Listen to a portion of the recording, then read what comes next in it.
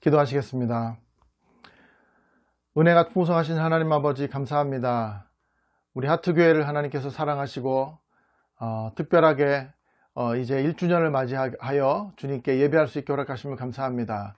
1년 동안 지켜주신 것처럼 우리 주님의 그 은혜의 복음이 풍성하게 퍼져나갈 수 있도록 주님 허락하여 주옵시고, 하나님 우리 교회를 통하여서 주님이 행복하시고 기뻐하시는 그런 교회가 될 수 있도록 주님 허락하여 주옵소서. 감사드리며 살아계신 예수님의 이름으로 기도드렸습니다. 아멘. 시온성과 같은 교회 찬양하시겠습니다. 시온성과 같은 교회 그게 영광 한없다. 허락하신 말씀대로 주가 친히 세웠다. 반석 위에 세운 교회 흔들 자가 누구랴. 모든 원수의 원사도 아무 근심 없도다. 생명샘이 솟아나와 모든 성도 마시니 언제든지 흘러넘쳐 부족함이 없도다. 이런 물이 흘러가니 목마를 자 누구랴. 주의 은혜 풍족하여 넘치고도 넘친다.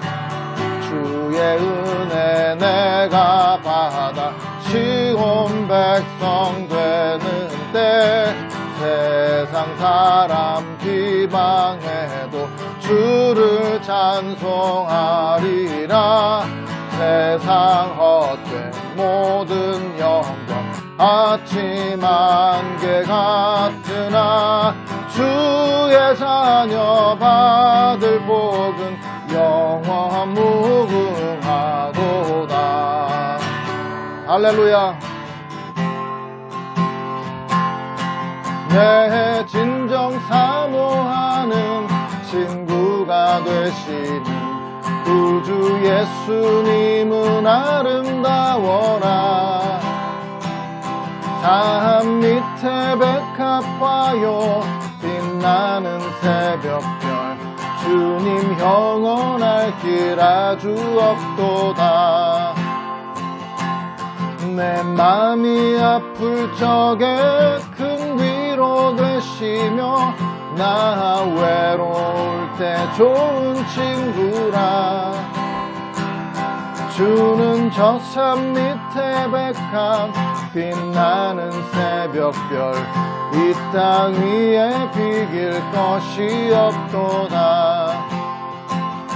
내 몸의 모든 염려 이 세상 고락한 나와 항상 같이 하여 주시고, 시험을 당할 때에 악마의 개교를 즉시 물리치사 날 지키시네.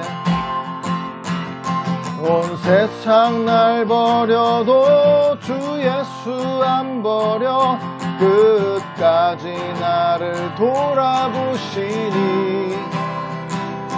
주는 저 산 밑에 백합 빛나는 새벽별 이 땅 위에 비길 것이 없도다. 내 맘을 다하여서 주님을 따르면 길이 나를 사랑하리니. 물불이 두렵지 않고 창검이 겁없네.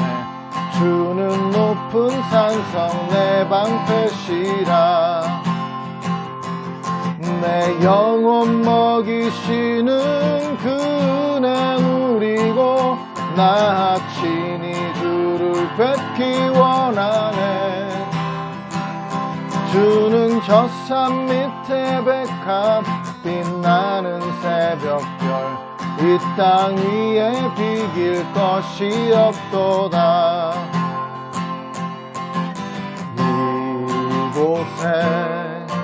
생명샘 솟아나 눈물 골짝 지나갈 때에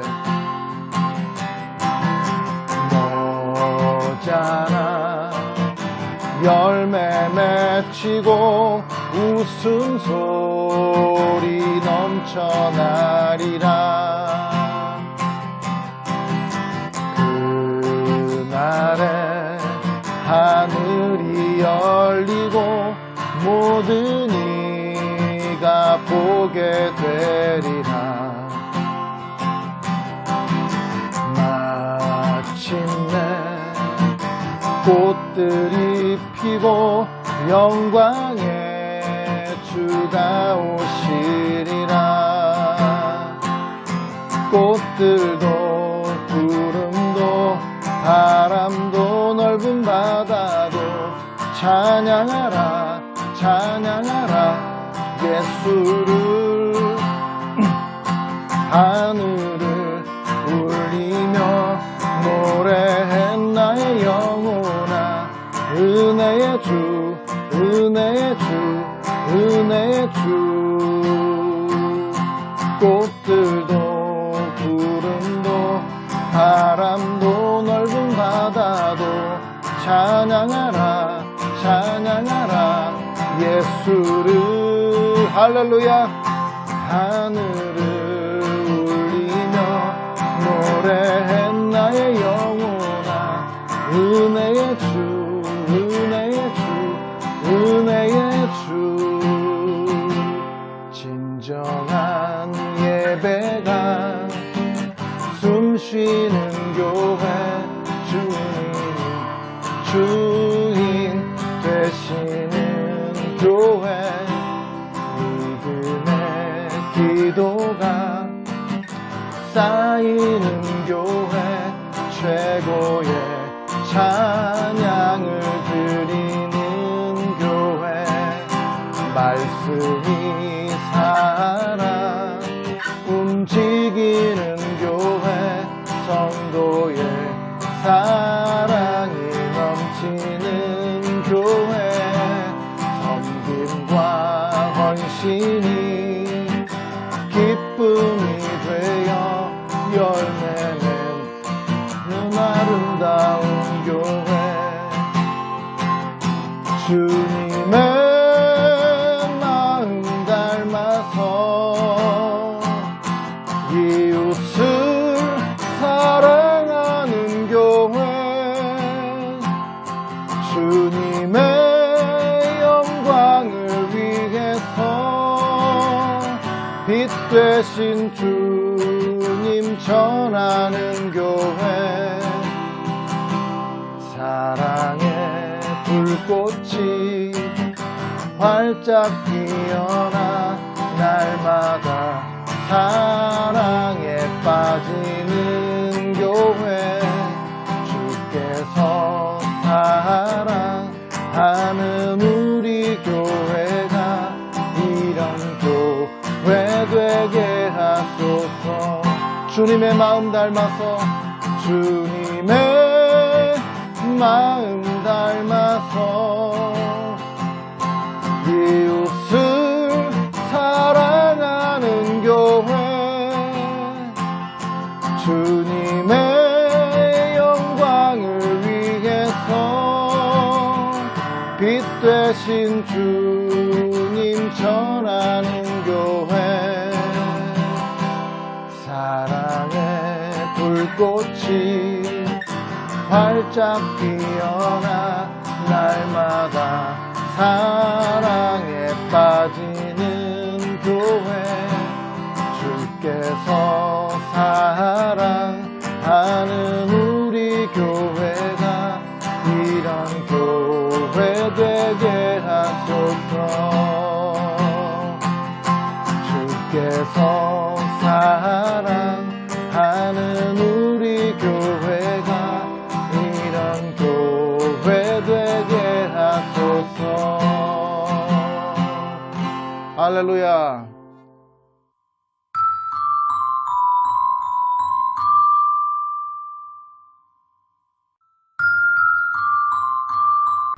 하트교회 제1주년 감사회를 축하드립니다. 하트교회는 세 가지의 축복의 근거가 있습니다. 첫째로는 이 건물의 가장 중심인 101호, 102호가 하나님 앞에 헌신된 성도들로 인하여 이루어졌습니다. 또한 두 번째로는 차명권 담임 목사님의 지극한 헌신이 있습니다. 세 번째로는 가장 중요한 삼위일체 하나님께서 여러분을 사랑하시고 하트교회를 향한 헌신이 지극하시오니 반드시 이 하트교회를 통하여 수많은 영혼이 구원되는 놀라운 역사가 있을 줄 믿고 축하드립니다. 감사합니다.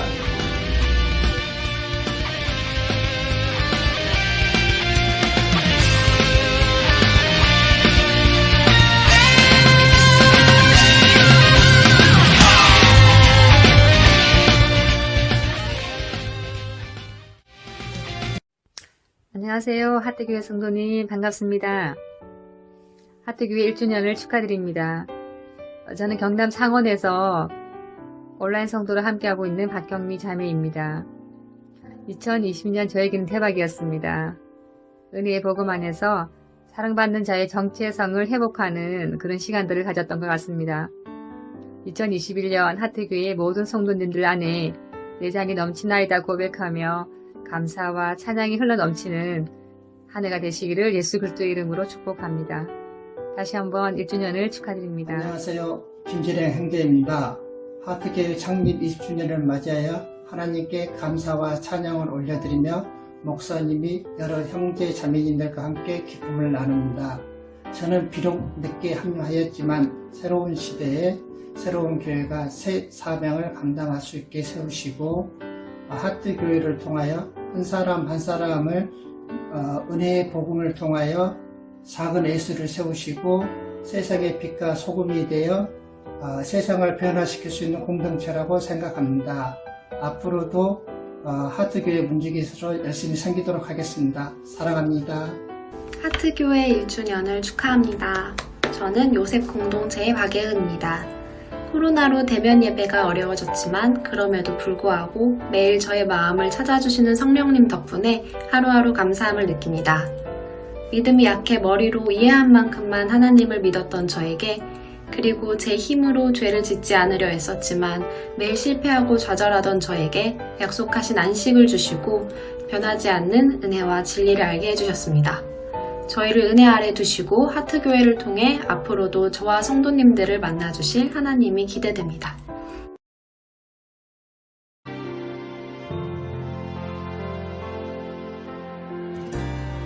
마치 꿈을 꾸는 것 같다는 말 아시지요? 너무나 포근한 행복함을 누릴 때 나오는 말입니다. 요즘 이 말을 하트교회를 다니면서 은혜의 복음을 누리고 꿈을 꾸고 있다는 고백을 하게 됩니다. 우리 하트교회는 2019년 12월 기도 모임 후 2020년 2월 2일 용인시 청덕동에서 첫 개청 예배를 드렸습니다. 특히 2020년은 코로나로 인해 많은 어려움이 있었지만 주님의 은혜로 잘 이겨낼 수 있었습니다. 은혜 복음의 말씀 따라 날마다 감격하며 너무나 귀한 공동체의 따뜻함 속에 함께 꿈을 꾸는 한 해였음을 고백합니다.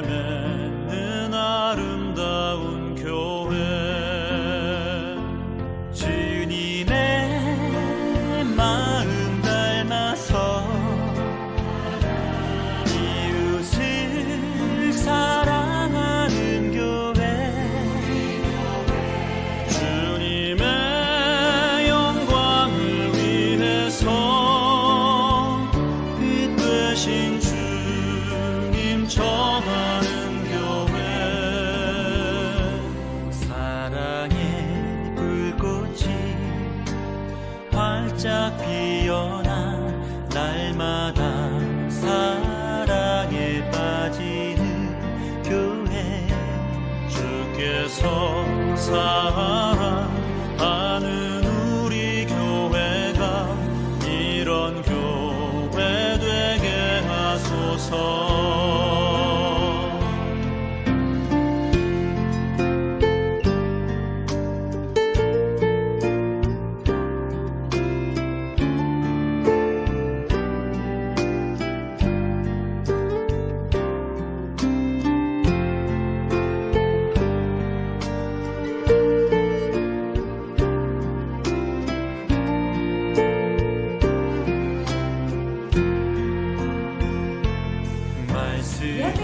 좋지요. 네. 짱짱짱.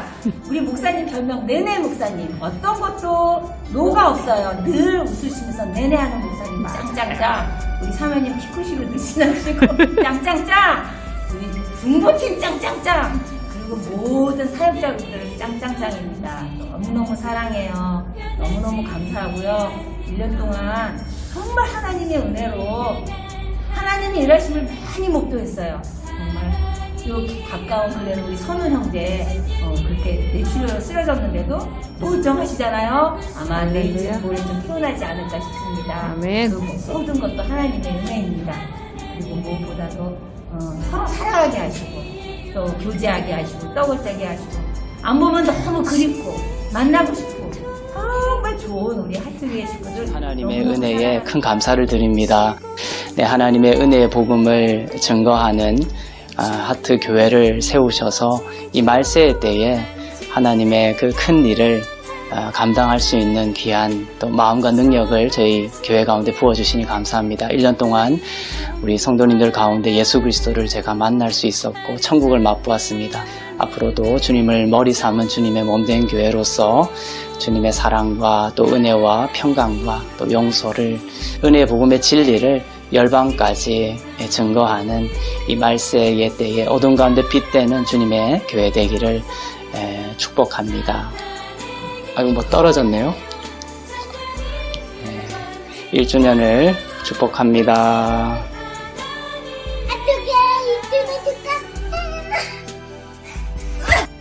안녕하세요. 하트교회 다니는 김지은입니다. 하트교회 첫 생일을 축하합니다. 하트교회 생일을 진심으로 축하합니다.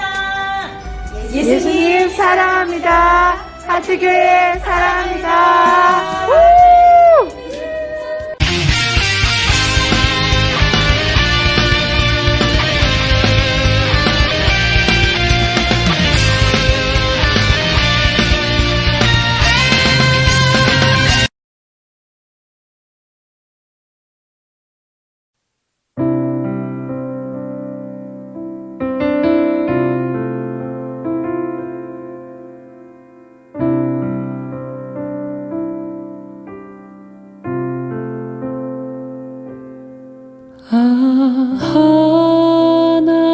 하나님의 은혜로 있을 데 없는 자 왜 구속하여 주는지 난 알 수 없도다. 왜 내게 구세 믿음과 또 복음 주셔서 내 맘이 항상 편한지 난 알 수 없도다. 내가 믿고 또 의지하는 내 모든 형편 아시는 주님 늘 보호해 주실 것을 나는 확실히 아네. 왜 내게 성령 주셔서 내 마음 감동해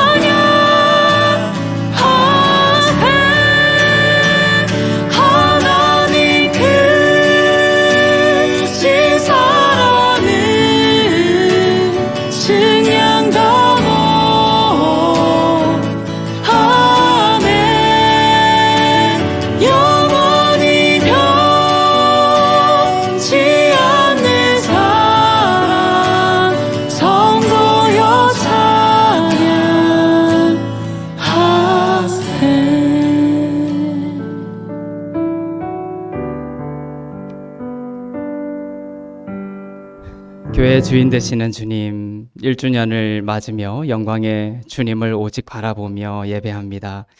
모든 생명과 충만으로 역사하시고 그리스도의 흘러 넘치는 은혜를 부어 주시옵소서. 이 시간 내 힘과 또 내 생각 다 내려놓기를 원합니다. 오직 주님의 뜻이 온전히 이루어지는 예배 되게 하여 주시옵소서. 감사드리며 살아계신 예수 그리스도의 이름으로 기도합니다. 아멘. 네, 사랑합니다. 우리 1주년 맞았는데 우리 하나님께 영광의 박수 한번 올려드리고, 네, 우리 서로에게도 축하합니다. 감사합니다. 이렇게 인사했으면 좋겠습니다. 교회 생일이기도 하지만 여러분의 또 새로운 생일이기도 한 것 같습니다.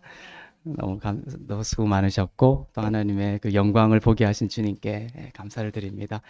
네, 눈물이 많이 나는 것 같고요. 저도 네, 오늘 찬양해 주신 분은 제가 탈보신학교에 다닐 때 같이 공부했던 우리 조세보 목사님 의 사모님이세요. 지금도 이제 미국에서 박사과정 하시면서 이제 교회 하고 계시는데 늘 또 하트교회를 위해서 기도해 주시고 또 이번에 찬양 보내주셨습니다. 너무 감사합니다. 네, 오늘 우리 하나님이 주신 말씀 보겠습니다. 사도행전 9장 17절부터 20절 말씀 보겠습니다.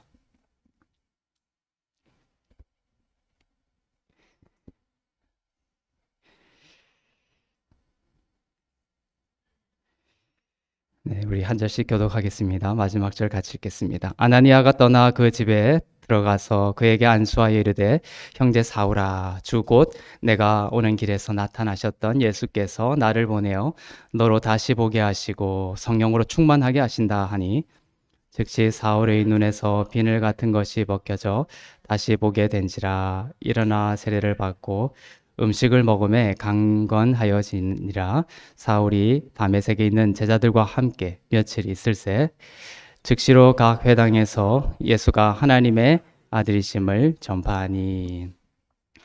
아멘. 네, 교회를 세우시고 지난 1년 동안 인도하신 하나님께 감사를 드립니다.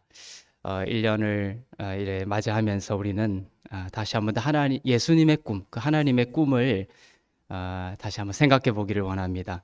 주님이 이 땅에 오신 목적은 무엇이고 왜 십자가를 지셨나? 주님의 꿈은 무엇일까? 그것이 예수님의 꿈에 그치는 것이 아니라 우리 인생의 꿈이 되어야 할 줄로 믿습니다. 예수님의 꿈은 바로 교회입니다. 하나님의 마음과 관심은 온통 교회에 있습니다.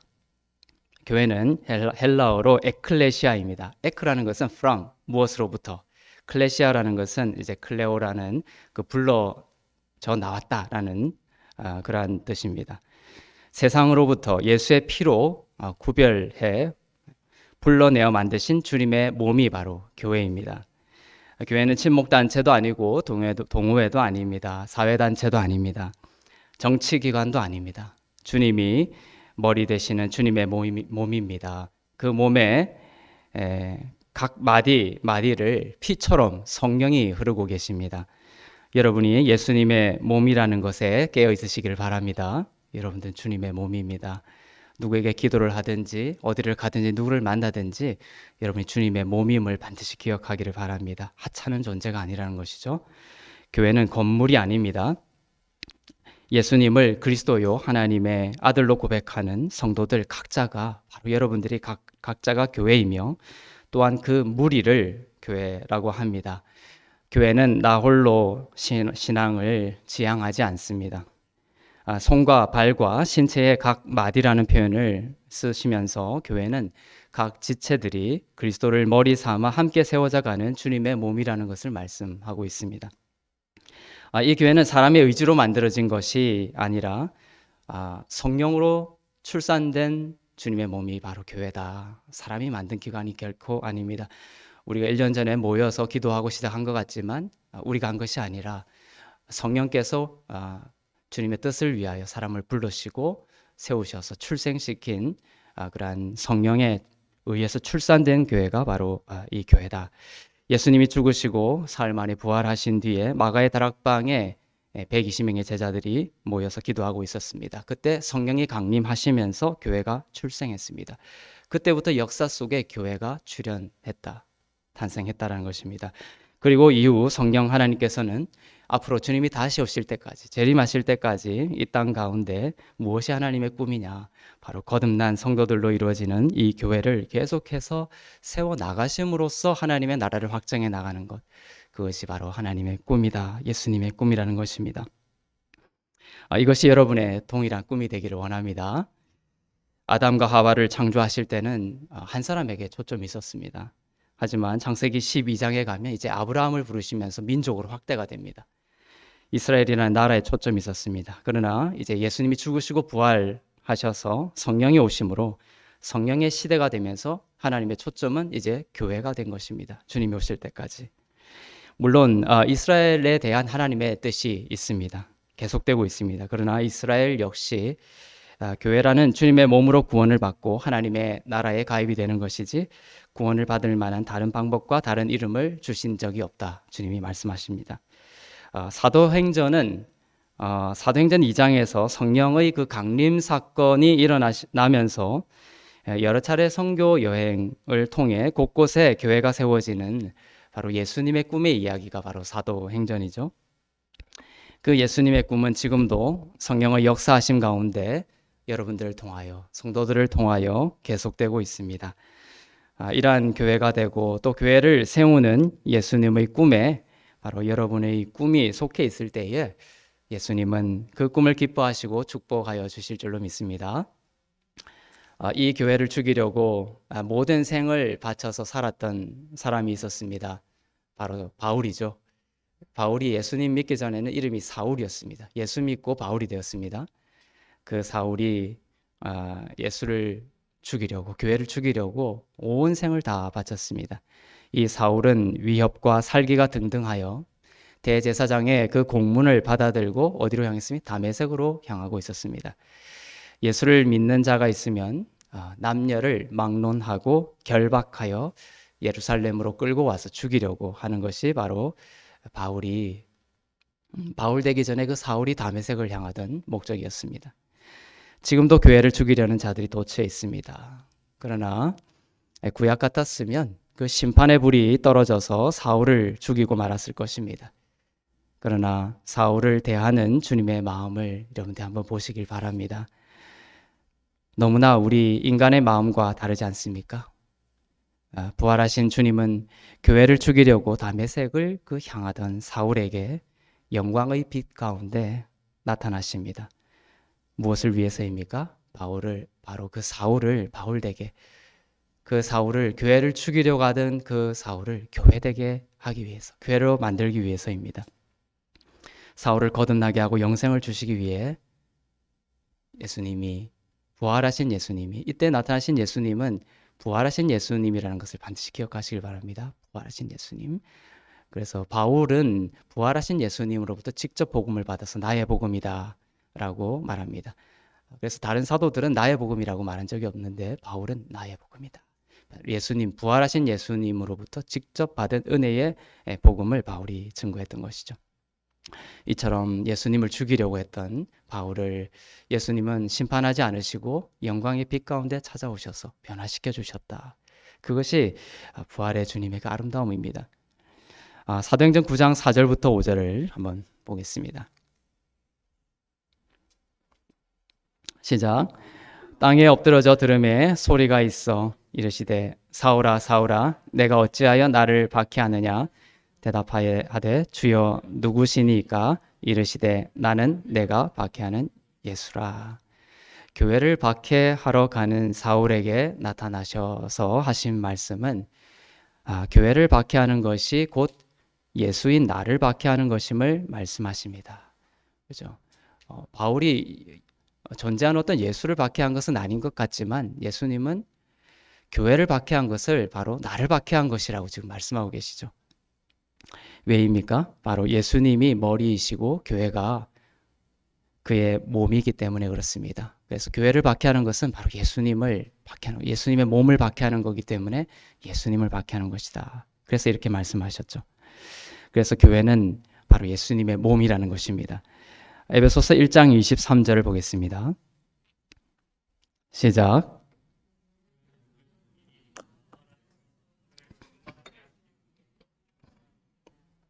교회는 뭐다? 그의 몸이다. 교회는 그의 몸이고 만물 안에서 만물을 충만케 하시는 이의 충만함이다. 교회의 영광을 여러분들이 보시길 바랍니다. 교회가 예수님의 몸입니다. 그리고 만물을 충만케 하시는 예수님의 모든 충만함이 교회다. 교회가 핍박을 받는 것은 예수님의 몸이기 때문에 그렇습니다. 어둠은 빛을 삼키려 하죠. 그러나 참 빛은 어둠을 변화시킬 것입니다. 이 교회가 하나님의 모든 충만이라고 하십니다. 교회가 세상의 희망이고 소망이라는 뜻입니다. 이 교회 안에 모든 하나님의 예수님의 충만함이 다 있다는 것이에요. 아주 두세 명이 모이는 작은 교회일지라도 그게 모든 충만이신 예수님이 있기 때문에 그 교회는 모든 충만함을 가지고 있는 충만함이다. 이렇게 주님이 선포하십니다. 세상은 이 진리를 알지 못한 어둠이기 때문에 교회를 태생적으로 적대시하지만 변하지 않는 하나님의 선언은 무엇입니까? 교회 안에 만물을 충만하게 하는 충만이 있다는 것입니다. 바울은 예수를 믿은 이후 자신이 절대시한 모든 지식, 바울이 얼마나 똑똑했습니까? 학자 중에 학자였습니다. 모든 지식과 모든 가치 있는, 자기가 가치 있다고 생각했던 그 모든 것들을 바울은 예수를 믿고 난 이후에 배설물로 여겼다. 이렇게 고백하고 있습니다. 왜냐하면 그 교회가 가지고 있는 충만함이 눈을 뜬 것이에요. 자기가 세상에서 가장 똑똑한 줄 알고 모든 칭송을 받았던 당대의 최고의 지식인이었지만 그 교회에 대한 눈을 뜨자 그 교회의 모든 충만과 지혜와 영광에 가득 찬 것을 보고 자기의 모든 세상의 지식을 배설물로 여기게 되었던 것입니다. 교회는 인간의 힘과 능력으로 움직이는 무리가 아닙니다. 교회는 세상이 말하는 소위 스펙으로 가는 곳이 아니고 학벌과 재력으로 움직이는 곳이 아닙니다. 성령께서 말씀과 기도 가운데 역사하시는 곳이고 오히려 나의 약함을 자랑하는 곳입니다. 나의 약함 가운데 하나님의 강함이 성령 가운데 드러나고 역사하시는 곳이 바로 이 주님의 몸입니다. 다메섹으로 가던 그 사울은 영광의 빛 때문에 사흘 동안 보지를 못합니다. 주님은 누구에게 또 나타나시냐? 다메섹에 있는 아나니아라는 주님의 제자에게 나타나셔서 명령하십니다. 직가라고 하는 거리에 가서 다소 사람 사울이라는 사람을 찾아보아라. 그가 지금 눈이 멀어 있다는 거예요. 그리고 그에게 가서 안수해라. 그때 사울의 눈이 다시 보게 할 것이다. 다시 보게 될 것이다. 주님이 그 아나니아에게 명하십니다. 이것은 아나니아에게 쉬운 그런 명령은 아니었습니다. 아나니아가 너무나 놀랐겠죠. 왜냐하면 지금 사울이 다메섹으로 지금 아나니아가 있는 그 다메섹으로 어떤 목적으로 오고 있습니까? 바로 교회를 다 잡아서 죽이려고 오고 있는 것이에요. 그것을 알고 있었기 때문에 그렇습니다. 그런데 그 사울에게 가서 지금 부활의 주님께서 하신 말씀이 뭐냐? 가서 안수하라는 거예요. 안수하고 그의 눈을 뜨게 하라는 것입니다. 순간 그 명하심이 정말 이해할 수 없고 두려웠을 것입니다. 그러나 부활의 예수님께서 아나니아에게 이 말씀을 하십니다. 그 바울이 지금 믿는 자들을 죽이려고 오는 그 바울이 얼마나 악명이 높았는지 모릅니다. 정말 바울의 그 사울의 이름만 들어도 다 그리스도인들이 두려워 떨 정도로 그런 사울이었죠. 그렇지만 부활의 예수님께서 아나니아에게 이렇게 말씀하십니다. 이스라엘과 이방인들에게 내 이름을 전하기 위해 택한 나의 그릇이다. 나의 그릇이다. 사도행전 9장 15절에서 이 말씀을 하십니다. 아나니아에게 바울이 어떤 자인지를 너가 가서 이 자에게 안수해라. 이 자가 어떤 자인지를 말씀하고 계십니다. 아나니아에게 하신 말씀을 보겠습니다. 사도행전 9장 15절입니다. 시작. 주께서 이르시되 가라. 이 사람은 내 이름을 이방인과 임금들과 이스라엘 자손들에게 전하기 위하여 택한 나의 그릇이다. 나의 그릇이다. 여기서 그릇은 헬라어로 스케우오스입니다. 스케우오스. 도구라는 의미도 있지만 많은 경우에 그릇이라는 의미로 쓰입니다. 그릇. 스케우오스. 그 베드로가 고넬료에게 말씀을 전하기 전에 꿈을 꾸죠. 그때 그 그릇이 이 보자기에 쌓여가지고 내려옵니다. 그때 그 그릇이 이 스케우오스예요. 스케우오. 이 동일한 단어입니다. 그릇이라는 단어입니다.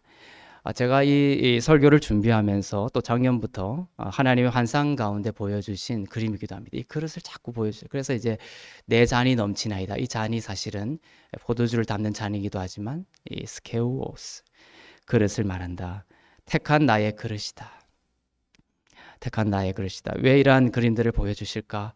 올해 우리 교회 표처럼 내 잔이 넘치나이다. 이 말씀에도 이것이 들어있는 것처럼 하나님께서는 하트교회 성도들과 또 이 은혜의 복음을 듣고 전하는 자들을 바로 오늘 사울에게 하신 말씀처럼 내가 택하여 세운 흘러넘치는 그릇으로 세울 것이다.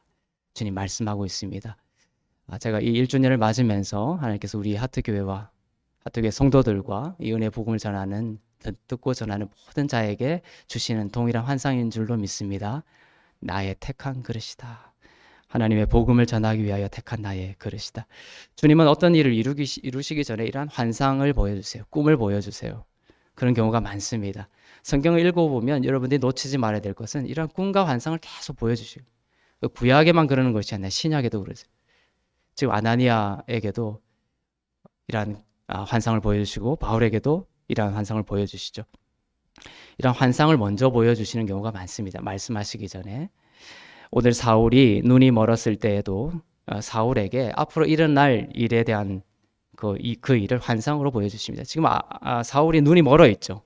근데 성경이 어떤 표현을 썼냐면 눈이 멀어 있는 사울이 어떤 것을 보냐면 어떤 아나니아 어떤 사람을 하나님께서 보내셔가지고 자기의 눈을 뜨게 하는 것을 보았다 이렇게 하는 그러니까 눈이 있을 때 쓰는 그 단어 보았다라는 단어를 쓰는 거예요. 지금 사울이 눈이 보이지 않는 상황인데도 그럼 어떤 가운데 봤다? 환상 가운데 봤다. 내적으로. 이러한 일들을 여러분들이 자꾸 예수를 따라가면 이러한 식으로 여러분들을 주님께서 인도하시고 경험하게 하신다는 거예요. 사도행전 9장 12절입니다. 지금 이제 사울은 지금 눈이 감겨 있고 보지 못하는 상황입니다. 아나니아에게 나타나셔서 지금 사울의 상태를 말씀하고 있습니다. 시작. 그가 아나니아라 하는 사람이 들어와서 자기에게 안수하여 다시 보게 하는 것을 보았느니라. 그죠? 지금 아나니아에게 말하는 거예요. 사울이 어떤 환상을 보았냐면 어떤 아나니아라는 사람이 들어와서 자기에게 안수하는 것을 그 내적인 영안으로 보았다. 그것을 아나니아에게 이야기하고 있습니다. 그러니 가서 그 환상대로 안수하여 눈을 뜨게 하라 이러는 것이요. 영안으로 본 것입니다. 이 아나니아라고 하는 사람이 와서 자기에게 안수하여 다시 보게 하는 그 장래의 일을 마음의 환상으로 본 것입니다. 요셉이 감옥에 갇혀 있을 때에도 꿈으로 보여주시죠. 요셉이 그 감옥에서 어떻게 풀려날 것인지를 먼저 그림으로 보여주시고 후에 이루어 주십니다. 저도 성도들을 위해 기도할 때, 교회를 위해 기도할 때 꿈과 환상이 이렇게 먼저 오는 경우가 많습니다. 그런데 기억하여야 할 것은 성령께서 교회에게 주시는 꿈과 환상은 재앙이 아니라 미래의 희망과 소망과 약속에 대한 것이라는 것이에요. 교회 안에 교회 성도들 가운데 이러한 주님이 동일하게 역사하시고 꿈과 환상으로 역사하시고 예언하시는 경우가 많은데 이것은 우리에게 이러한 미래의 희망과 약속을 통하여서 믿음을 더하시기를 원하시기 때문에 그렇다는 것이에요. 그런데 예언을 한다 이렇게 하면서도 어떤 꿈을 받았다고 하면서 어떤 재앙을 이야기하면서 두려움을 주는 그러한 예언자들이 있습니다. 그러한 사람들이 있습니다. 하지만 그것은 하나님의 방식이 아니라는 거예요. 성경에 보면 하나님이 주시는 꿈과 환상은 항상 미래에 대한 소망과 희망과 약속이다. 어떤 때는 가뭄이 될 것이다. 신약에도 가뭄이 될 것이다. 이런 예언을 하기도 합니다. 초대교회 때에. 하지만 주님은 그러한 미래의 어떤 안 좋은 일에 대한 예언을 하실지라도 반드시 길을 동시에 주시는 거예요. 그것을 빠져나갈 수 있는 길을 함께 주시는 것이다. 하지만 거짓된 예언은 뭐냐면은 재앙을 계속 너에게 어둠이 임했다. 너에게 어떤 재앙이 임했다. 이렇게 계속 재앙을 주면서 두렵게 만드는 거예요. 그것은 하나님이 주시는 성경적인 방식, 그런 방식으로 주님은 절대로 일하지 않습니다. 오늘 바울에게도 환상을 통하여 이렇게 보여주시면서 바울이 앞으로 나의 택한 그릇으로 주님이 사용하실 꿈과 미래에 대한 그러한 약속을 예언하고 있습니다. 사울에게 안수한 아나니아의 뜻은 하나님의 은혜라는 뜻입니다. 하나님의 은혜라는 뜻에 아나니아가 눈먼 그 사울에게 가서 안수했을 때 눈을 떴다는 것이 참으로 예언적이죠. 하나님의 은혜가 사울에게 임했을 때 주님을 핍박하고 죽이려고 한 그 죄인 중의 괴수가 은혜의 복음을 전하는 사도가 되었습니다. 교회를 핍박하던 자가 교회가 되었습니다. 바로 죄가 더한 곳에 은혜가 더욱 넘치는 그 은혜의 복음을 바울은 자신의 거듭남과 신앙의 여정을 통해 누구보다 깊이 깨달았을 것입니다. 성령이 오시면 너희가 권능을 받고 땅끝까지 이르는 내 증인이 된다고 하죠. 근데 그 시작이라는 표현이 참 좋아요. 어디서부터? 예루살렘에서부터 시작하는 거예요. 예루살렘과 온 유대와 사마리아와 땅끝까지. 이렇게 복음이, 은혜의 복음이 전해진다는 거예요. 그렇지만 예수님을 십자가에 못 박혀서 죽여버린 예수님의 가장 큰 그 죄악의 장소가 뭡니까? 예루살렘인 거예요. 근데 하나님은 어떻게 다루시냐면 은혜의 복음이 어디서부터 출발한다? 예루살렘에서부터. 이것이 하나님이 우리를 다루시는 방식. 신약의 예수님께서 예수님과 그 교회를 죽이려고 핍박하고 살게 등등하던 그 사울에게 찾아가셔서 심판하지 않으시고 변화시켜 주신 거예요. 생명을 주시는 거예요. 누군가 여러분을 공격하고 교회를 죽이려고 했던 그 바울처럼 여러분을 죽이려고까지 한 사람들이 있습니까? 세상은 보복을 당연시하죠. 그것을 정의라고 하면서 말입니다. 그것은 세상에서는 너무나 당연시하고 일반적입니다. 세상에서는 바릅니다. 그렇지만 주님은 사울이 바울 되게 하셨어요. 주님의 목적은 사울이 바울 되게 하는 것이 목적입니다. 세상과 다르죠. 이 주님의 꿈에 여러분의 그 보복이라는 저스티스를 내려놓을 수 있기를 바랍니다. 우리 마음속에 계속 이런 것들이 내가 핍박을 당하고 어려움을 당하고 공격을 당하고 내가 희생을 당하면 자꾸 이 저스티스의 마음들이 올라오는 거예요. 하지만 주님의 마음으로 나의 그것을 내려놓을 수 있기를 바랍니다. 당시에 사울이 바울이 되었어요. 사울이 얼마나 많은 크리스찬들을 죽인지 아십니까? 그런데 그 이후에 일어난 변화들을 상상해 보십시오. 자기 엄마를 죽인 바울입니다. 교회 안에 그런 바울이 들어와 있는 거예요. 자기 엄마를 죽인 사울이, 또 자기 아들과 딸을 죽인 사울이 어느 날 예수를 믿고 은혜의 복음을 전하는 사도가 되어 주일에 같이 교회에서 예배를 드린다. 설교를 한다. 근데 그것이 초대교회 모습이었다. 당장 내쫓았겠죠. 여전 같았으면. 나는 이 초대교회의 공동체가 너무나 신비하고 이해하기 쉽지 않은 정말 놀라운 주님의 몸의 공동체가 아닐까 생각을 해봅니다. 또한 이런 교회는 왜 이런 것이 가능했느냐? 그것은 바로 이런 사랑과 용서와 그리스도 안에서 새로운 가족이 된 예수 공동체였기 때문에 그렇고, 이러한 교회, 이러한 공동체를 주님은 계속 세워나가실 것이라고 믿습니다. 바울은 아나니아라고 하는 하나님의 은혜의 안수를 받고 놀라운 변화를 경험합니다. 눈에 비늘 같은 것이 벗겨지고 다시 보게 되며 성령의 충만함을 받게 됩니다. 영광의 빛을 보고 안수를 받을 때 사울의 눈에서 비늘 같은 것이 벗겨졌다고 되는 거예요. 비늘 같은 것이 제가 이제 이 부분을 보면서 교회론이 정립이 된 거예요, 사실은. 이 하트교회의 어떤 교회마다 교회론인데, 이 교회론이 세워지면 이 목회 철학이 세워지고 교회 방향이 전부 만들어지는 아주 중요한 것이 이 교회론인데, 이 사울이 다메섹에서 이제 눈이 멀고 아나니아에게 안수를 받을 때 그 눈에서 비늘이 벗겨지면서 세 가지에 대한 자각이 일어나게 되는 거예요. 바울의 그 오랫동안 굳어져 돌 같은 박제화되었던 그 구약의 그 믿음이 세 가지가 깨어져 나가고 세 가지의 새로운 자각이, 믿음의 변화가 일어나게 되는 것을 제가 이제 보게 되고, 그것이 새로운 은혜의 복음 시대의 교회론이 되었던 것입니다. 이 비늘이 벗겨지는 것을 한번 볼까요? 사도행전 9장 17절부터 18절입니다. 시작.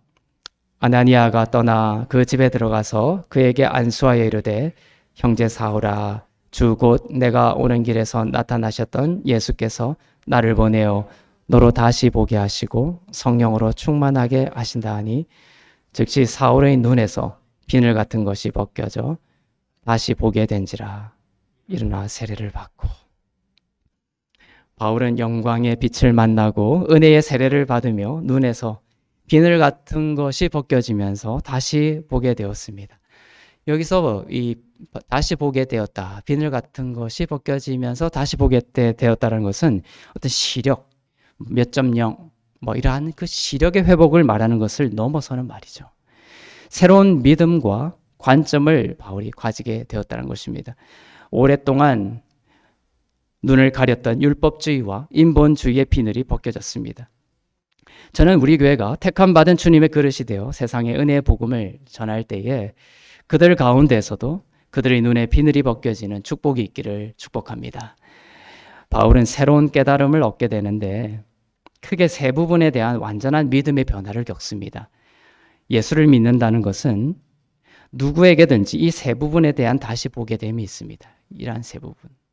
이 세 부분이 무엇인지는 사도행전 6장에 나와 있어요. 오늘 본문은 9장이지만 바울이 그 스데반을 돌로 쳐 죽이는 그런 장면이 6장에 나오거든요. 그 6장하고 연계해야 됩니다. 그 6장에 보면 바울이 어떠한 믿음으로, 어떠한 사고방식으로 교회를 핍박하고 또 자기 일평생 어떠한 믿음으로 살아왔는지가 힌트되고 있어요.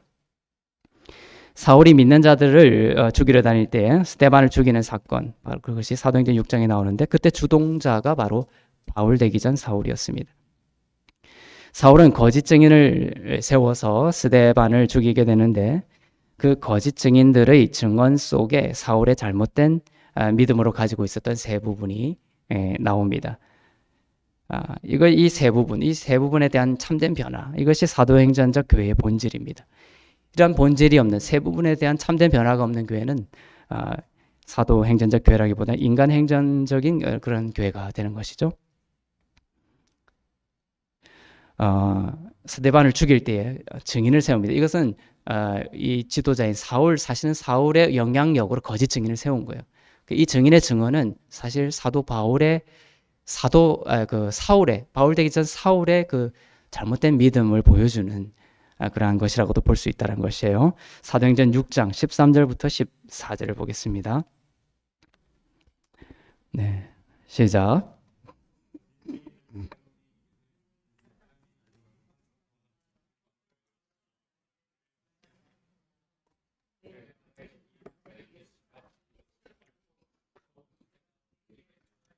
규례를 고치겠다 함을 우리가 들었노라 하거늘.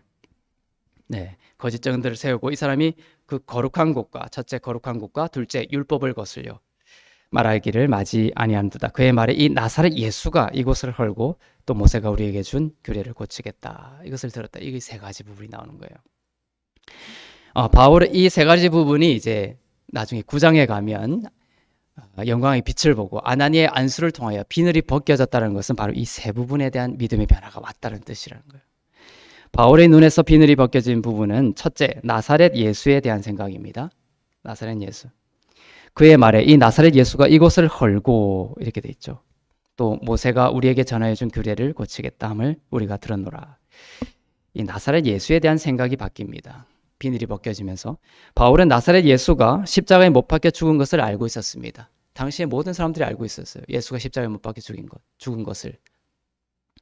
그런데 그 뜻은 뭐냐면 십자가라는 것은 저주의 상징이고 나사렛 예수가 십자가에 못 박혀 죽은 것은 바로 저주받아 죽었다는 것까지는 알고 있어요.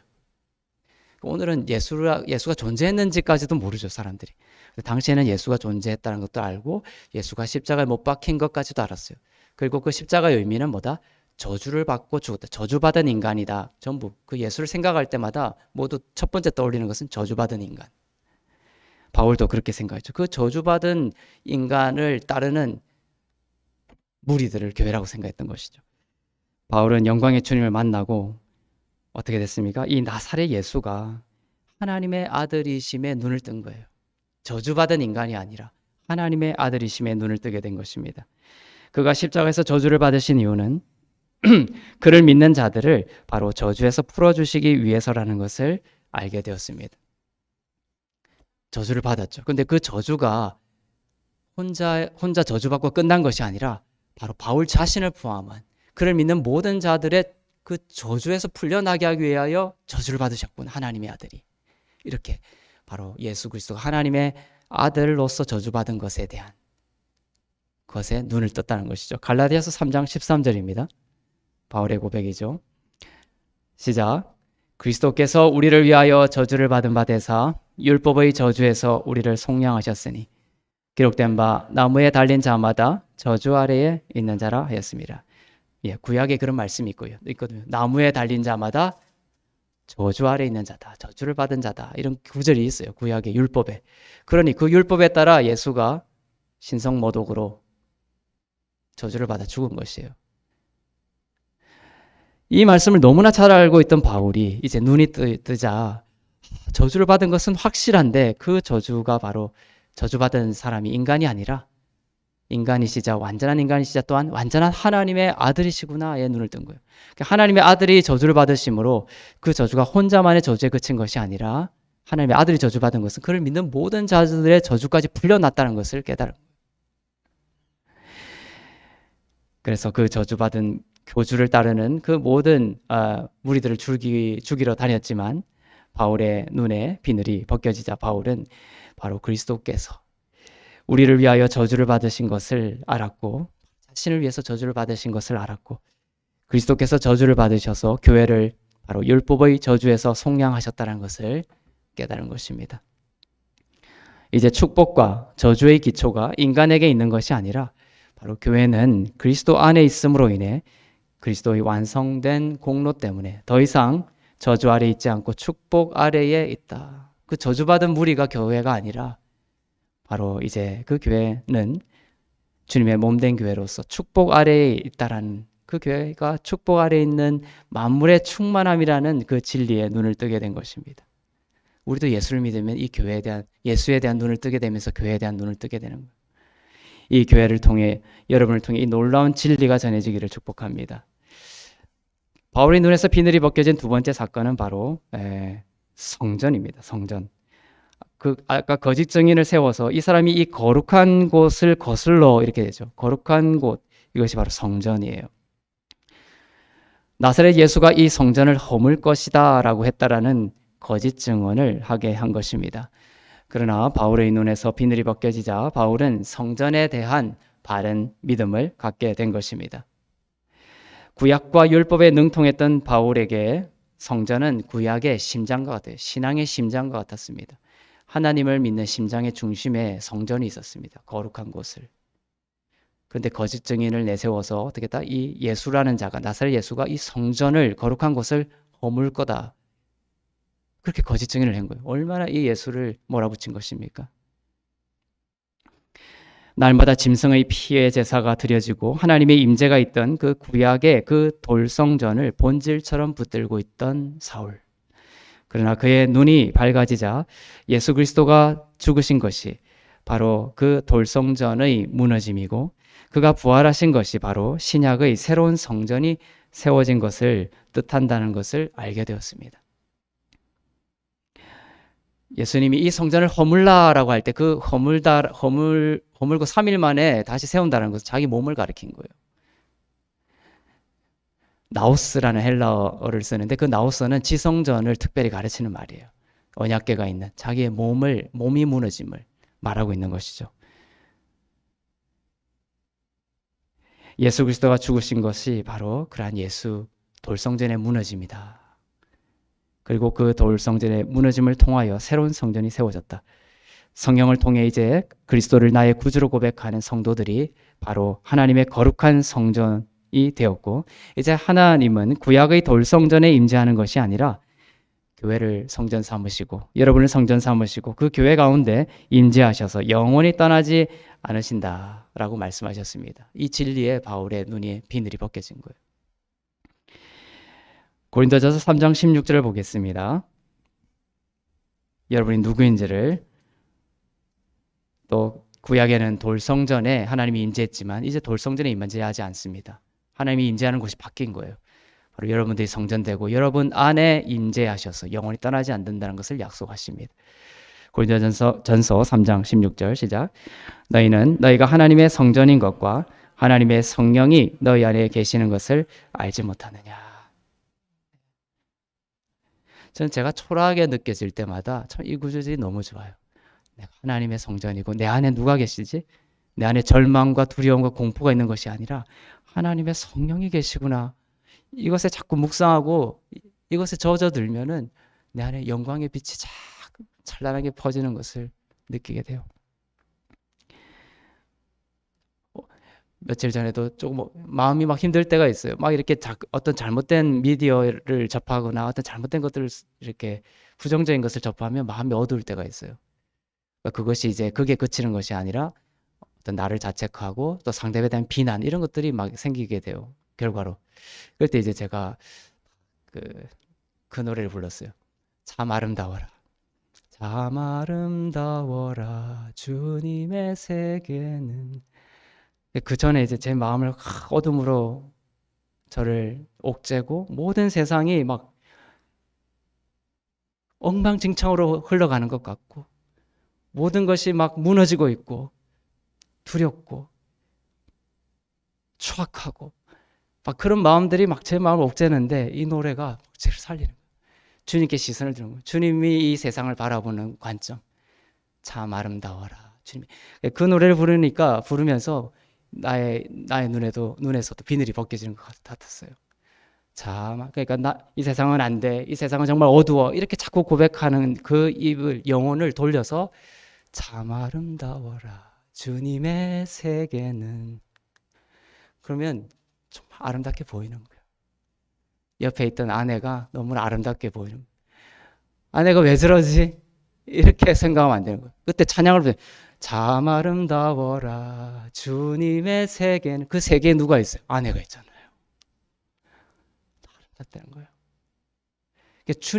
주님께 시선을 돌릴 때만 우리의 모든 것이 바뀔 수가 있다는 거예요. 아무리 내가 생각하고 내가 뭐 이성적으로 논리적으로 생각해도 그것이 우리를 변화시키지 않습니다. 참 아름다운 주님의 세계와 참 아름다운 주님을 바라볼 때에 우리의 모든 것이 변화될 수 있다는 것이에요. 우리가 바로 하나님의 성전인 것을, 정말 주님이 아름답게 보시고 임재하는 하나님의 성전이라는 것을 기억할 수 있기를 바랍니다. 이 바울이 너희가 하나님의 성전인 것과 하나님의 성령이 너희 안에 계시는 것을 알지 못하냐, 이 말을 했을 때 당시 고린도 교회 성도들은 상황이 좋지 않았어요.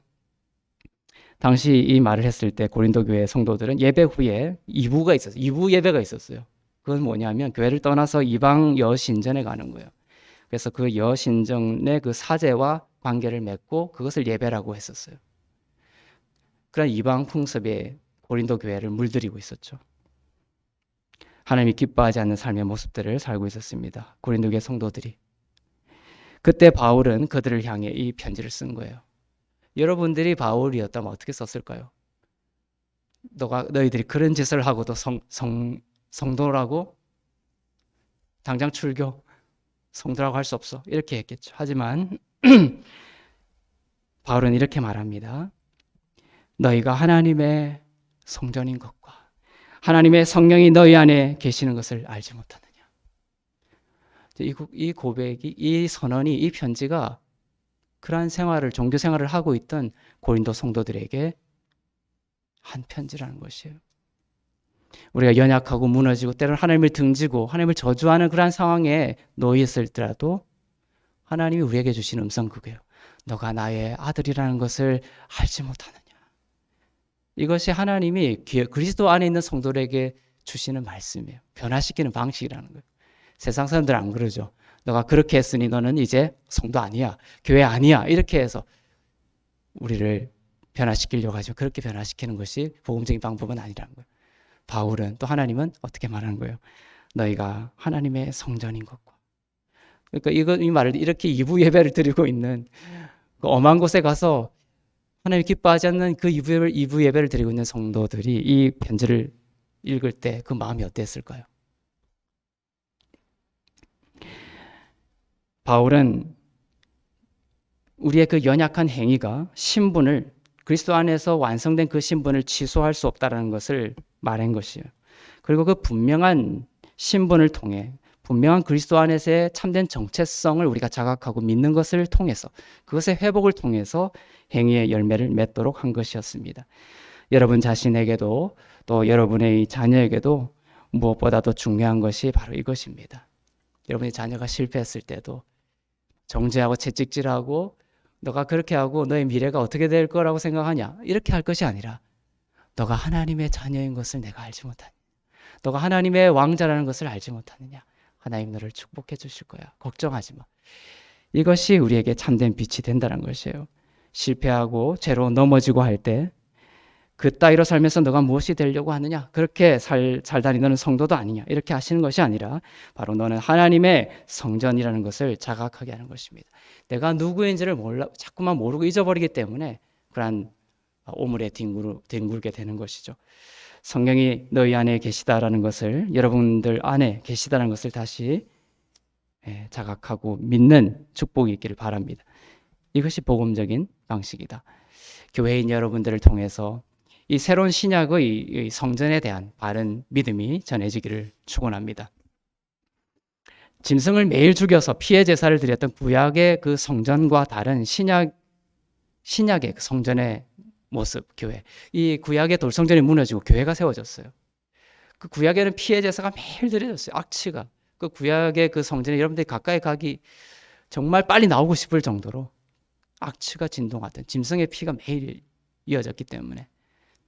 하지만 신약의 성령을 통하여 교회를 출생시키시고 이 교회의 모습을 사도행전에서 우리에게 힌트해 주고 있어요. 보여주고 있어요. 그 교회의 모습, 새로운 성전의 모습을 한번 보겠습니다. 사도행전 2장 42절에서 47절 말씀입니다. 시작. 그들이 사도의 가르침을 받아 서로 교제하고 떡을 떼며 오로지 기도하기를 힘쓰니라.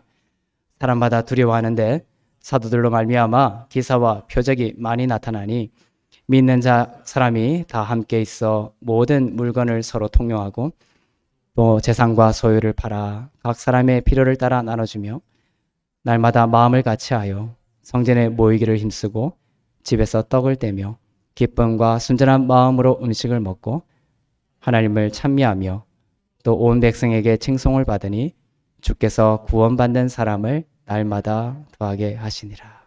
너무나 아름다운 교회의 모습이, 새로운 성전의 모습이에요. 사도들의 가르침을 받아 이렇게 시작하죠.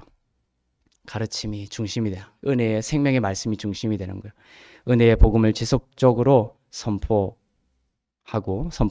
은혜의 복음을 듣고 들으며 전파하는 교회 되기를 축복합니다. 이 세 가지의 이 교회론이 다 나오게 되는 거예요. 사도들의 가르침을 받아 이 새로운 성전, 돌성전이 아닌 새로운 성전에 대한 비늘이 벗겨지면서 이 새로운 성전의 모습, 교회의 모습은 바로 사도들의 가르침을 받아 은혜의 복음이 중심이 되고 날마다 선포되는 교회, 그것이 하트 교회가 되기를 바랍니다. 또 서로 교제하고 떡을 떼며 오로지 기도하기를 힘쓰니라. 날마다 마음을 같이하여 성전에 모이기를 힘쓰고 떡을 떼며 기쁨과 순전한 마음으로 음식을 먹고, 이 교회가 성만찬 공동체가 되기를 축복합니다. 애찬 공동체가 되기를 바랍니다. 이 본문 어디에도 나홀로 신앙은 없습니다. 이 코로나가 사회적 격리를 요구하게 되면서 나홀로 신앙들이 자꾸만 퍼지게 되는 거예요. 그것이 어떤 방역 차원에서 어느 수준까지는 우리가 허용될 수 있는 수준이 있겠지만 그것이 나홀로 신앙까지 가게 되면 그건 주님이 기뻐하시는 모습은 아니다. 교회는 나홀로 신앙이 아닙니다. 서로 교제하고 떡을 떼며 서로 날마다 마음을 같이하여 성전에 모이기를 힘쓰며 기쁨과 순전한 마음으로 주님을 예배하는 곳. 우리들은 모두 죽을 죄인이지만 그리스도의 피로 용서함을 받아 의롭게 여겨진 축복을 받은 자들이죠. 교회는 그 은혜를 의지해 서로 용서하고 용납하며 그리스도의 사랑으로 교제하고 기도하는 공동체입니다. 서로 지금 모여서 교제하고 떡을 떼며 막 이렇게 표현이 되어 있지만 사실 그 당시에 초대교회에 들어가 보면 쉽지 않은 일이었어요. 당시에 그 엄격한 그 종족 간에, 종교 간에, 이방인과 유대인 간에 얼마나 많은 지금으로 상상도 할 수 없는 그 사람 취급을 안 했다니까요. 이방인들은 그냥 당시의 유대인들의 생각은 지옥의 땔감을, 지옥의 그 불을 때는 땔감으로 사용되는 것이 이방인이다 이렇게 생각하고 있었어요. 그들과 같이 모여서 뭐 하고 있는 거예요? 교제하고 떡을 떼고 기도하고 있는 거예요. 신분과 종족의 차별이 있던 그 시대에 이 공동체는 모든 벽을 허물고 예수 그리스도를 중심으로 해서 서로 교제하던 예수 공동체였다는 것입니다. 기사와 표적이 많이 나타나는 기적 공동체입니다. 이 기적 중에 최고의 기적은 바로 예수 믿는 기적이죠. 그리고 믿음의 뿌리가 의의 복음으로 자라는 기적, 예수를 믿는 기적, 또 은혜 복음을 듣고 그 믿음이 계속해서 뿌리를 내리는 이 기적, 이 기적이 바로 주님이 기뻐하신 최고의 기적이죠. 이 기사와 표적이 많이 나타났던 초대교회의 모습을 보여주고 있습니다. 이 기적이 날마다 간증되는 교회 되기를 축복합니다. 재산과 소유를 팔아 서로 나누고 이 물질을 초월하는 공동체입니다. 주시는 물질과 형통함을 나의 것으로 주장하지 않고 교회와 복음을 위해 물질의 노예가 되지 않는 공동체입니다. 주님은 흘러가는 물질 위에 더 큰 물질로 채우시기에 능력이 있으시고 그런 충분한 능력이 있으신 분이시고 기뻐하신다는 그런 신뢰가 있기를 바랍니다. 주께서 구원받는 사람을 날마다 더하게 하시니라 이렇게 표현되어 있죠. 이 복음의 부흥이 다시 이 땅 가운데 일어나기를 축복합니다.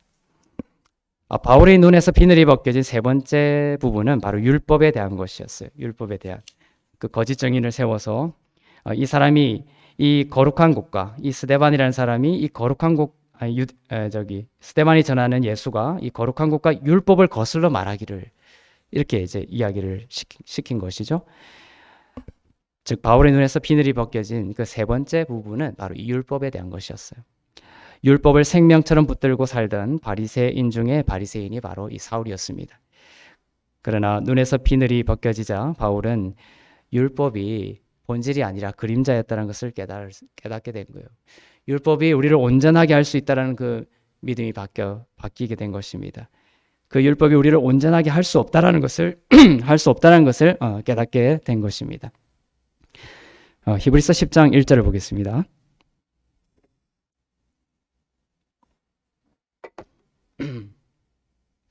네, 시작. 율법은 장차 올 좋은 일의 그림자일 뿐이요 참 형상이 아니므로 해마다 늘 드리는 같은 제사로는 나오는 자들을 언제나 온전하게 할 수 없느니라. 네, 율법은 장차 올 좋은 것의 뭐다? 그림자일 뿐이라. 참 형상이 아니다. 참 형상은 예수님이죠. 참 형상이신 예수님이 오셔서 단 한 번의 그 제사로 두 번 반복되지 않습니다. 단 한 번의 제사로 영원히 드려지심으로 믿는 교회를 단번에 온전하고 거룩한 의의 백성이 되게 하셨다. 그게 눈을 뜨게 된 거예요. 우리 히브리서 10장 10절을 보겠습니다. 시작. 이 뜻을 따라 예수 그리스도의 몸을 단번에 들이심으로 말미암아 우리가 거룩함을 얻었노라. 예. 우리 율법이 우리를 거룩하게 할 것이다라고 생각하지만 또 율법이 가장 교회 생활하고 또 이 기독교의 가장 최고 봉우리에 율법이 있다라고 생각하지만 성경 그렇게 가르치지 않습니다. 율법은 장차 올 좋은 일의 그림자일 뿐이다. 그림자일 뿐이다. 참 형상이 아니다. 그리고 뭐다? 날마다 해마다 늘 드리는 같은 제사로 그 율법의 제사로는 그 율법으로는 나오는 자들을 언제나 온전하게 할 수 없다. 그러나 예수가 오셔서 한 번의 제사를 드려지심으로 예수 그리스도의 몸으로 단번에 드려지심으로 우리가 거룩함을 잊게 된 거예요. 율법이 할 수 없었던 것이 우리에게 완성된 형태로 주어진 것입니다. 여기서 우리가 거룩함을 얻었노라 이렇게 돼 있죠. 거룩함이라는 그 아기아조의 완료형인 헤기아스메노이라는 단어를 쓰고 있습니다. 이 완료형을 쓰고 있다는 것이에요. 거룩함을 얻었노라. 거룩하게 되어 갈 것이다. 이것이 아니라 예수의 그 한 번에 드려진 몸의 제사를 통하여, 그리스도의 제사를 통하여, 십자가를 통하여 믿는 자들이 거룩함을 얻었노라. 헤기아스메노이, 얻었노라. 여러분은 이미 거룩한 자가 된 줄로 믿습니다. 이것이 신분적이고 언약적인 거룩함이에요. 주님은 이 신분으로 여러분들을 보시는 거예요. 거룩한 자로 보시는 거예요. 그래서 너희가 하나님의 성전인 것과 이렇게 말할 수 있는 이유가 바로 그거예요. 거룩하기 때문에. 우리가 경험적인 거룩함은 바로 이 신분적인 거룩함에 뿌리를 둘 때 이루어지는 열매라는 것이에요. 그래서 너희가 하나님의 성전인 것과 이렇게, 성전인데 그렇게 살면 안 되지, 이렇게 하는 것이에요. 이렇게 살아야 성전이야가 아니라 너희가 거룩함을 입었기 때문에 이제 성령을 통하여 거룩하게 될 거야. 성령께 맡기라는 것입니다. 이 완료형이라는 것은 예수 믿을 때 그때 완성이 되는 거예요. 영어의 완료형이라는 것은 과거의 한 시점에 완성이 되어서 그 효과가 영원할 때, 계속 이어질 때 그걸 완료형을 쓰죠. 거룩함을 얻었노라, 이것을 완료형을 쓰고 있어요. 예수님을 믿을 때에 이 거룩함이 완성이 되어 그 이후 효과가 영원하다는 것이에요. 율법은 해마다 죄를 사함받기 위해 제사를 드렸지만 예수 그리스도는 율법의 마침이 되셔서 믿는 자들을 영원히 거룩한 하나님의 자녀가 되게 하셨습니다. 오늘 세 가지를 봤습니다. 하나는 성전과 바울의 눈에서 비늘이 벗겨진 부분이 이 세 가지다. 바로 성전, 그리고 율법, 그리고 나사렛 예수. 세상 사람들은 아예 모르기도 하지만 또 믿는다고 하는 사람 가운데서도 아직도 구약에 묶여 있는 사람들이 있습니다. 이 비늘이 벗겨지지 않는 사람들이 있어요. 그래서 죽음의 노예가 되고 사망을 열매 맺고 있습니다. 저는 1년간 이 강단에서 크게 이 세 부분에 대해 설교하면서 우리의 눈에서 비늘이 벗겨져 다시 보게 되는, 바르게 보게 되는 하나님의 역사를 따라왔습니다. 예수 그리스도에 대한 바른 계시, 참 성전인 교회의 신분과 축복에 대한 계시, 또한 율법이라는 그 옛것이 가고 영으로 인도함을 받는, 성령으로 인도함 받는 새 언약의 시대가 왔다라는 이 계시.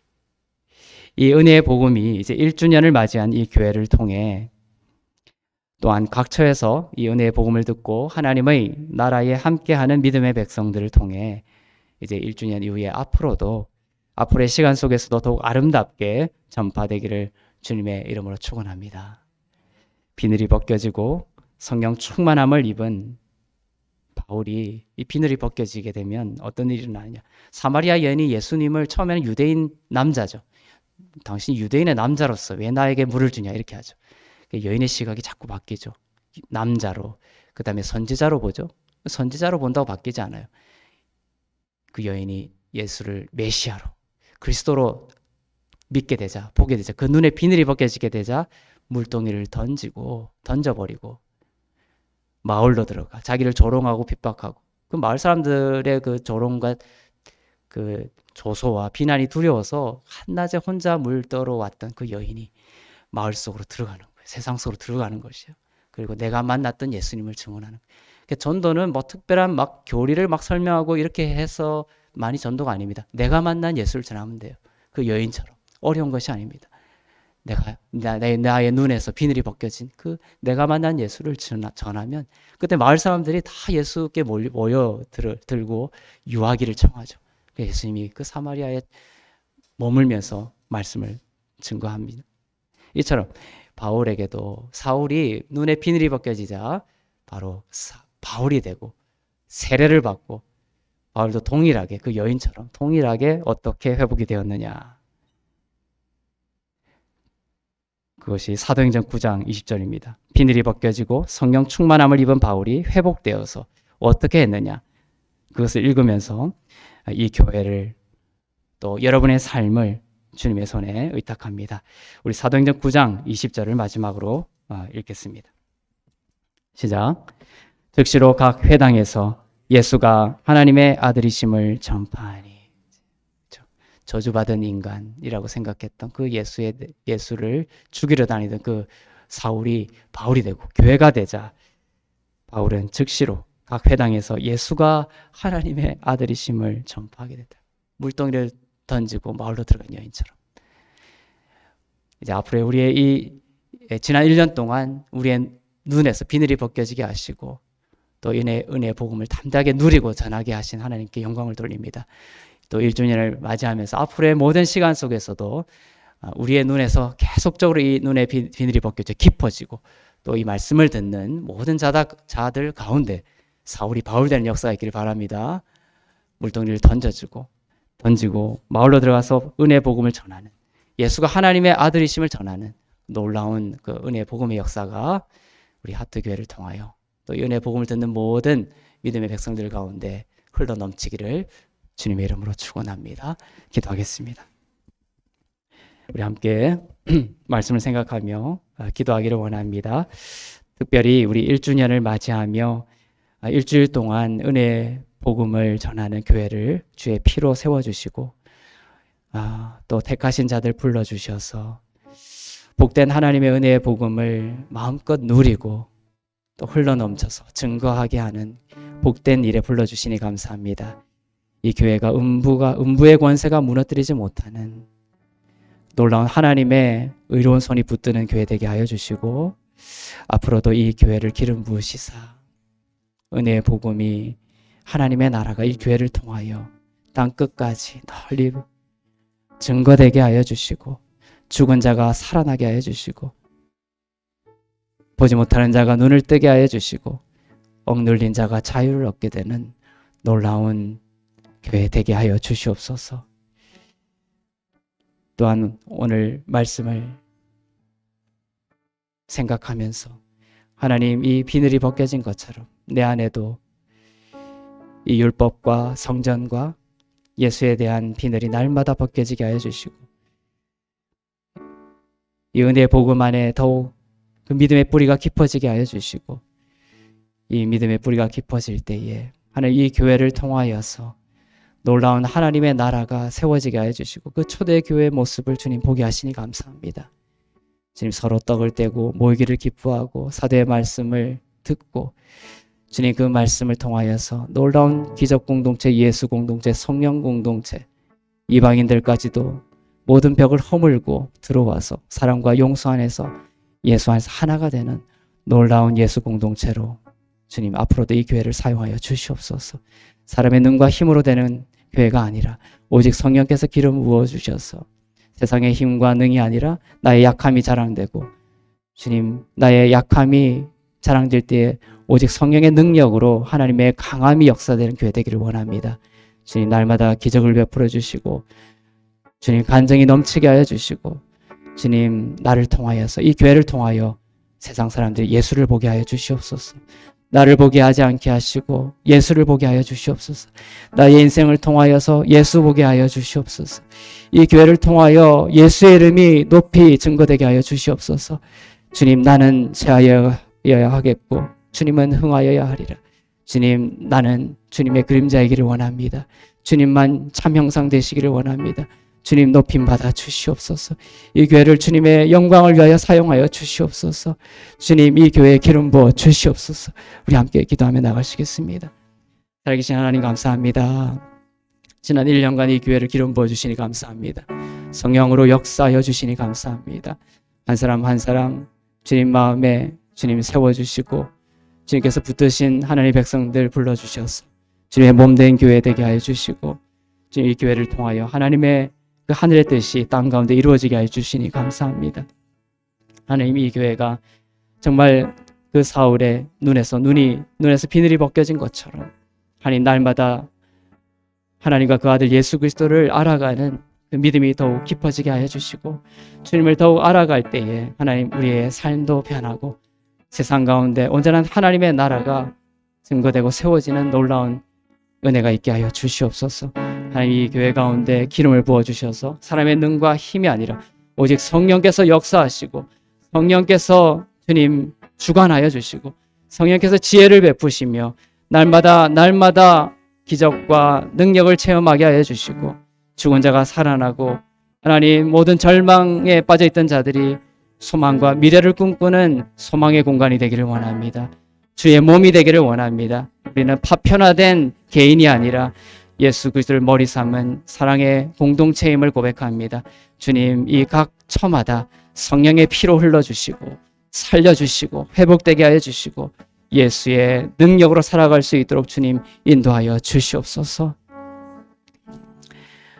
사랑의 하나님, 주님의 피로 세우신 이 교회를 세우시고 지난 1년간 불기둥과 구름 기둥으로 인도하신 은혜에 감사 찬송합니다.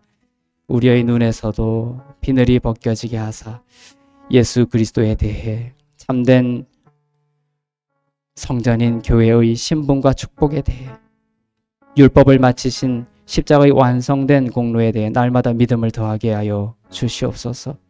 그렇게 인도하여 주시니 감사합니다.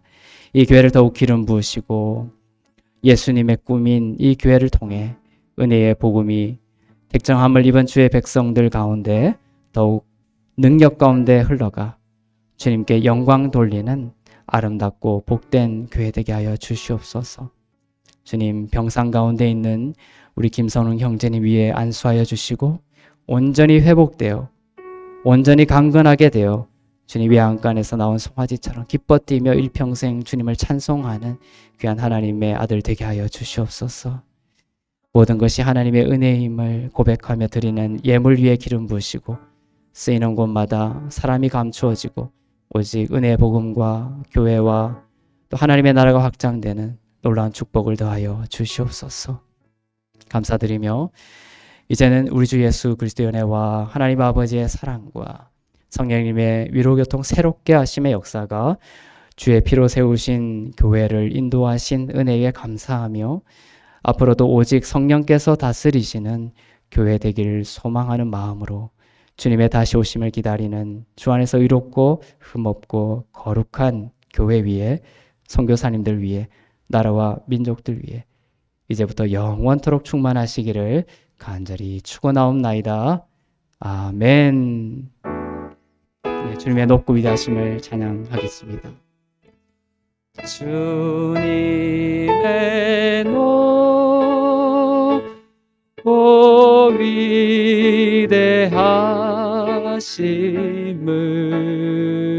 위대하심을 내 영혼이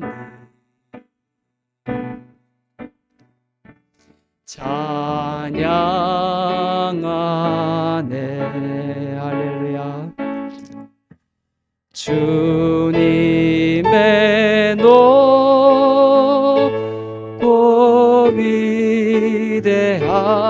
위대하시 주님은 높고 위대하십니다. 내 영혼이